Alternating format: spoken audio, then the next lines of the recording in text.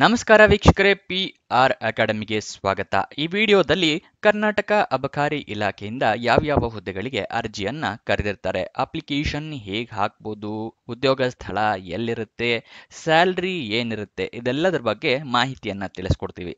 ಅದಕ್ಕಿಂತ ಮುಂಚೆ ಇನ್ನೂ ಈ ಚಾನಲ್ ಸಬ್ಸ್ಕ್ರೈಬ್ ಆಗಿಲ್ಲ ಅಂದ್ರೆ ಈಗಲೇ ಸಬ್ಸ್ಕ್ರೈಬ್ ಮಾಡ್ಕೊಳ್ಳಿ, ಪಕ್ಕದಲ್ಲಿರೋ ಬೆಲ್ ಐಕನ್ ಕ್ಲಿಕ್ ಮಾಡಿ. ವಿಡಿಯೋ ಅಪ್ಲೋಡ್ ಮಾಡಿದ ತಕ್ಷಣ ನೋಟಿಫಿಕೇಶನ್ ಬರುತ್ತೆ, ಆದಷ್ಟು ಬೇಗ ಅಪ್ಲಿಕೇಶನ್ನ ಹಾಕಬಹುದು. ಪ್ರತಿದಿನನೂ ಗೋರ್ಮೆಂಟ್ ಜಾಬ್ ಡೀಟೇಲ್ಸ್ನ ತಿಳಿಸ್ಕೊಡ್ತಾನೆ ಇರ್ತೀವಿ. ಇವಾಗ ವಿಡಿಯೋ ಶುರು ಮಾಡೋಣ. ಕರ್ನಾಟಕ ಎಕ್ಸೈಸ್ ಡಿಪಾರ್ಟ್ಮೆಂಟ್ ಅಂದರೆ ಕರ್ನಾಟಕ ಅಬಕಾರಿ ಇಲಾಖೆಯಿಂದ 1207 ಹುದ್ದೆಗಳಿಗೆ ಅರ್ಜಿಯನ್ನ ಕರೆದಿರ್ತಾರೆ.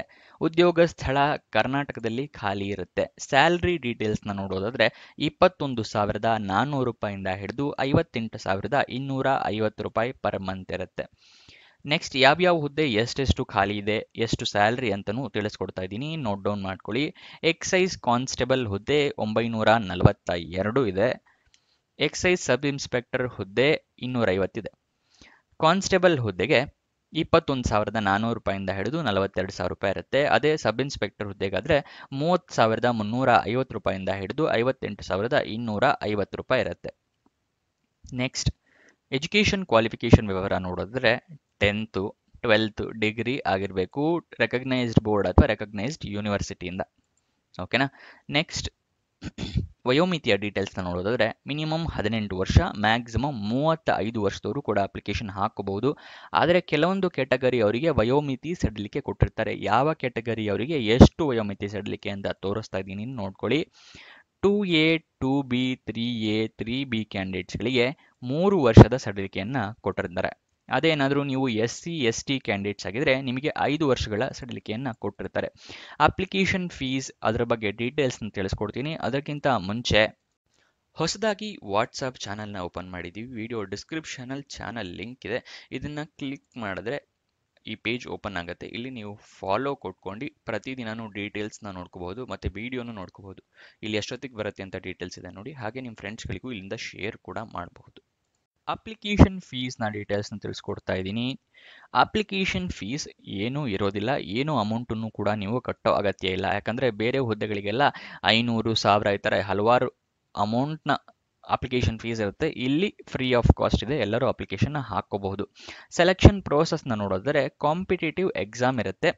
ಅದಾದಮೇಲೆ PET physical examination test, PST psychometric test ಇರುತ್ತೆ. ಅದಾದ ನಂತರ ಮೆಡಿಕಲ್ ಎಕ್ಸಾಮಿನೇಷನ್ ಮತ್ತೆ ಡಾಕ್ಯುಮೆಂಟ್ ವೆರಿಫಿಕೇಶನ್. ಓಕೆನಾ. ಇದಿಷ್ಟು ಸೆಲೆಕ್ಷನ್ ಪ್ರೋಸೆಸ್ನ ವಿವರ. ವಿಡಿಯೋದಲ್ಲಿ ಇನ್ನೂ ಲೈಕ್ ಮಾಡಿಲ್ಲ ಅಂತ ಹೇಳಿದ್ರೆ ಈ ವಿಡಿಯೋಗೆ ಆದಷ್ಟು ಬೇಗ ಲೈಕ್ ಮಾಡಿ, ನಮಗೆ ಕೂಡ ವಿಡಿಯೋ ಮಾಡೋದಕ್ಕೆ ಎನ್ಕರೇಜ್ಮೆಂಟ್ ಸಿಗುತ್ತೆ. ಮತ್ತು ನಿಮ್ಮ ಫ್ರೆಂಡ್ಸ್ ಯಾರಾದರೂ ಜಾಬ್ ಹುಡುಕ್ತಾ ಇದ್ದಾರಾ ಅಂಥವರಿಗೆ ಈ ವಿಡಿಯೋನ, ಈ ಚಾನಲ್ನ ಶೇರ್ ಮಾಡಿ, ಅವರಿಗೂ ಕೂಡ ಜಾಬ್ ಹುಡುಕೋದಕ್ಕೆ ಹೆಲ್ಪ್ ಆಗುತ್ತೆ. ನೆಕ್ಸ್ಟ್ ಈ ಅಫಿಷಿಯಲ್ ನೋಟಿಫಿಕೇಶನ್ ನೀವು ಎಲ್ಲಿಂದ ಡೌನ್ಲೋಡ್ ಮಾಡ್ಕೋಬಹುದು, ಹೇಗೆ ಸಿಗುತ್ತೆ ಅಂತ ಕೇಳಿದ್ರೆ ವಿಡಿಯೋ ಡಿಸ್ಕ್ರಿಪ್ಷನ್ನಲ್ಲಿ ಟೆಲಿಗ್ರಾಮ್ ಚಾನಲ್ನ ಲಿಂಕ್ ಕೊಟ್ಟಿದ್ದೀನಿ. ಅಲ್ಲಿಂದ ಕ್ಲಿಕ್ ಮಾಡಿ ಜಾಯಿನ್ ಆಗಿ ಅಫಿಷಿಯಲ್ ನೋಟಿಫಿಕೇಶನ್ನ ಡೌನ್ಲೋಡ್ ಮಾಡ್ಕೋಬಹುದು.